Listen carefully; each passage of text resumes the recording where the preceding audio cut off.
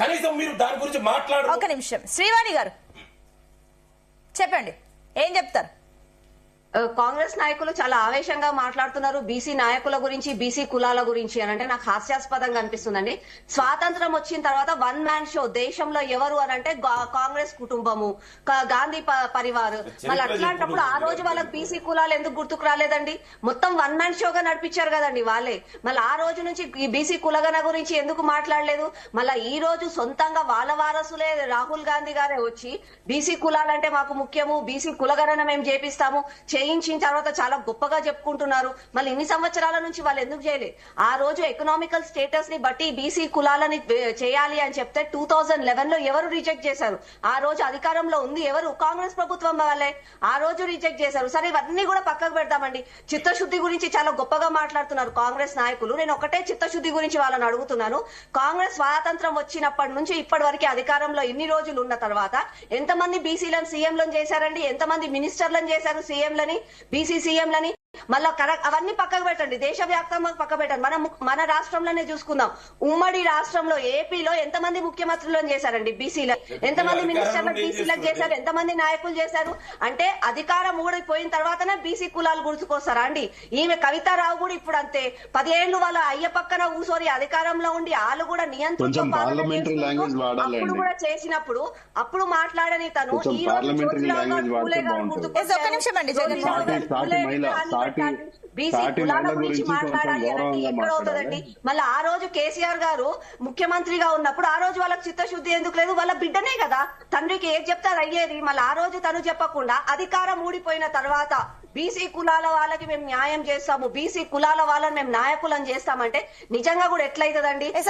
కాంగ్రెస్ నాయకులు ఈ పాయింట్ పైన ఆన్సర్ జగన్మోహన్ గారు ఇస్తారు. ఒక నిమిషం జగన్మోహన్ గారు ఏం చెప్తారు? కరెక్టే కదా, మరి ఈ మధ్య కాలంలో ఎమ్మెల్సీ కవిత అటు బయటకు వచ్చేసి బీసీల కోసం పోరాటాలు చేస్తున్నారు, ధర్నాలు చేస్తున్నారు, కానీ అప్పుడు అధికారంలో ఉన్నప్పుడు ఈ ధర్నాలు ఎందుకు చేయలేదు అన్న క్వశ్చన్లు కూడా రేజ్ అవుతున్నాయి కదా, దానికి ఏం చెప్తారు మరి? మేడం సార్ వ్యాలిడ్ పాయింట్ మాట్లాడారు శ్రీవాణి గారు. నేను ఏమంటున్నా అంటే ఈ రోజు కాంగ్రెస్ ప్రభుత్వంలో సొంత ఫ్యామిలీ మెంబర్స్ చెప్పిన అంటే ఒక 5 అన్నదమ్ముల చేతుల్లో ఈ రాష్ట్రం ఉంది, వాళ్ళ గుప్పిట్లో ఉంది. వాళ్ళ తమ్ముళ్ళు చెప్తే విన్నట్టు మా ముఖ్యమంత్రి గారు కొడుకో బిడ్డనో చెప్తే వినే టైప్ కాదండి. రాష్ట్ర ప్రజలకు ఇది ప్రయోజనం జరుగుతుంది ఏది కాదనేది ఆలోచించుకుంటారు. వారు చేసే ప్రతి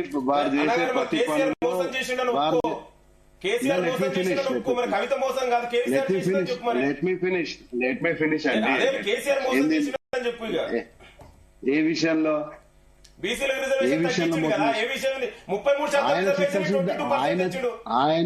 ఆయన చిత్తశుద్ధి ఆయన నిరూపించుకోవడానికి ప్రయత్నం జరిగింది. కానీ అప్పుడు మీరు ఇప్పుడు అన్నట్టు అప్పుడు ఇదే బీజేపీ వాళ్ళు అడ్డుకట్టేస్తారు, ఇప్పుడు కూడా వాళ్ళే అడ్డుకట్టేస్తారు. ఇప్పుడు రాజ్యాంగం ఒప్పుకోదని చెప్పి మీరు ముఖ్యమంత్రి గారు 47 సార్లు ఢిల్లీ పోయిండు. 47 సార్లలో 75 to 80% బీజేపీ లీడర్లనే కలిసి వచ్చిండు. ఇప్పటి వరకు మన ముఖ్యమంత్రి గారికి రాహుల్ గాంధీ అపాయింట్మెంట్ అంటేనే చాలా ఆలోచించి ఇస్తున్నారు. ఇప్పుడు ఇన్నిసార్లు పోయి కలిసినప్పుడు ఇంత చంద్రబాబు నాయుడు గారితో కలిసి కూడా ఆ రోజు ఆయోగ్ లో విందులు వినోదాలు అన్ని జరిగిన తర్వాత మరి ఈ మాత్రం ఒప్పించలేకపోయిందా ముఖ్యమంత్రి? మరి ఇప్పుడు ఈ రోజు ఫ్యామిలీ గురించి వచ్చింది. నేను అదే అంటున్నానండి. హైదరాబాద్ లో మీరు ఒక వారం 10 రోజులు ఉంటే హైదరాబాద్ లో ఈ అన్నదమ్ముల అరకాలు ఎగ్జాంపుల్ చెప్తానండి. మా నిజామాబాద్ ఒక కేస్ స్టడీ. నిజామాబాద్ ఉమ్మడి జిల్లాలో ఎంతమంది బీసీలకి ఎమ్మెల్యే టికెట్ ఇచ్చిండు మీ ముఖ్యమంత్రి? ఒకసారి లిస్ట్ తీయండి మీరు. ఒక్కటన్నా ఇచ్చిండా అండి? ఒక్కటన్నా ఇప్పటి వరకు ఒక మైనారిటీ మనిషికి మంత్రివర్గంలో స్థానం కల్పించిండా అండి? కల్పించలేదు.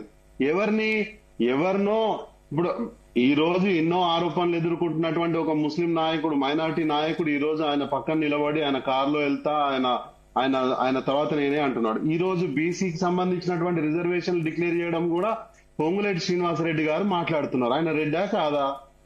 ఆయన రెడ్డా కాదు, బీసీ సంక్షేమ మంత్రి లేడా మీకు? ఆయనతో చెప్పిస్తే ఏమైతుంది? మీకు చిత్తశుద్ధి లేదు.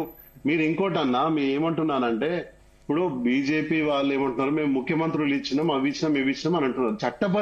చట్టపరంగా ఇవ్వండి. మీరు ఇస్తే మీరు ఏదో నేను ప్రసాదం పంచినట్టు ఇచ్చినా మీరు కూడా ఇవ్వండి అని అంటే కుదరదు. అది పోరాటానికి ఫలితంగా మీరు రాజ్యాంగంలో సవరణ చేస్తే మేము గొప్పగా ఫీల్ అవుతాం తప్ప ఇప్పుడు ముఖ్యమంత్రి గారు కూడా ఏమన్నారు మొన్న, మేము సెంట్రల్ గవర్నమెంట్ ఇవ్వకున్నా మేము మా పార్టీ నుంచి ఇస్తాము 42% మిగతా పార్టీలు కూడా ఇవ్వాలంటారు. ఎందుకు ఇవ్వాలండి?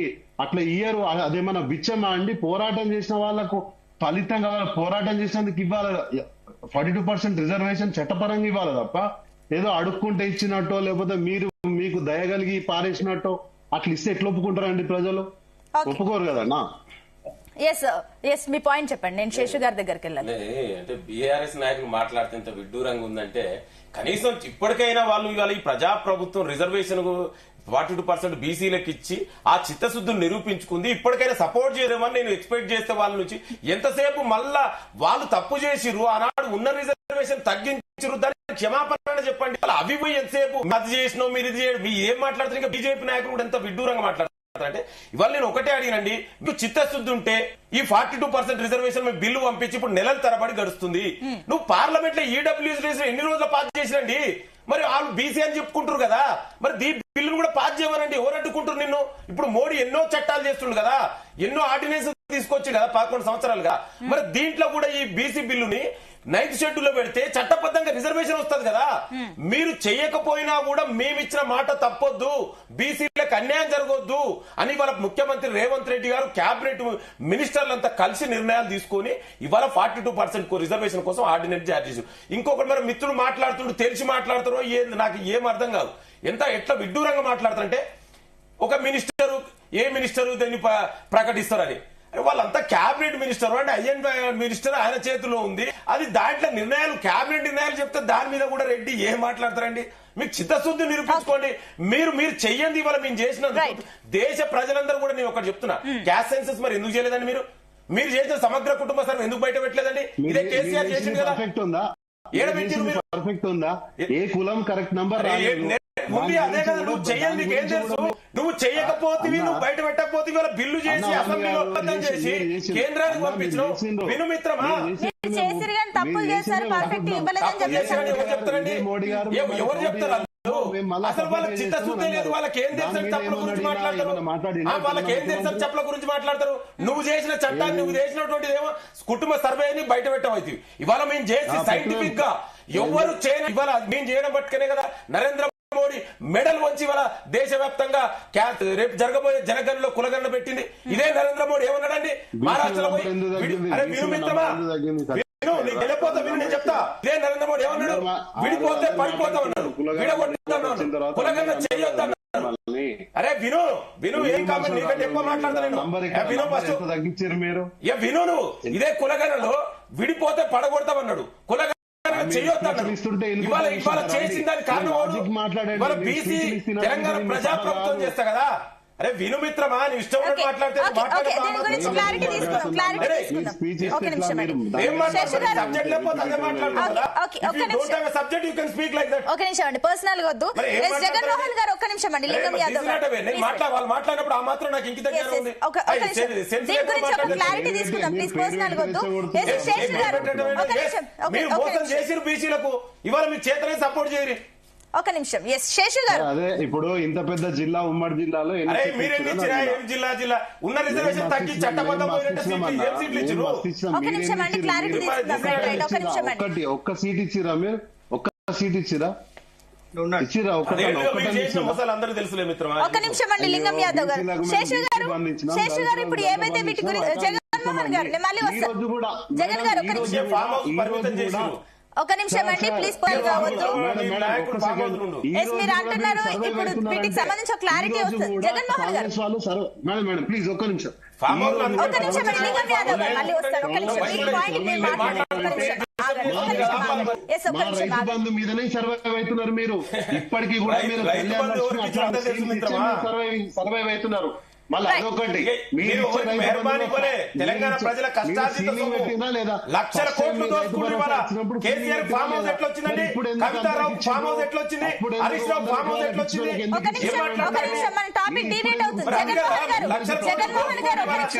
నిమిషం దీని గురించి క్లారిటీ తీసుకుందాం. ఒక నిమిషం దయచేసి మిగిలిన వారు కూడా మాట్లాడే బీసీల మీద జరుగుతుంది. ఎవరు డైవర్ట్ చేస్తున్నారు ఏంటో కనుక్కుందాం. ఒక్క నిమిషం. చేయడం కోసం మీరు చేస్తున్న కుట్ర. లింగం యాదవ్ గారు, నేను ఒక్క ఒకటే నిమిషం, ఒక్క నిమిషం, BRS ఒక్క నిమిషం, మీరు ఆగండి. మళ్ళీ వస్తాను మీ దగ్గర. BRS వాంటెడ్ గా BC ఇష్యూ డైవర్ట్ చేస్తున్నారు. ప్లీజ్ వెయిట్, ఒక్క నిమిషం అండి. శేషు గారు ఏం చెప్తారు అసలు? ఎవరు డైవర్ట్ చేస్తున్నారు? ఒక్క నిమిషం. శేషు గారు ఎవరు డైవర్ట్ చేస్తున్నారు?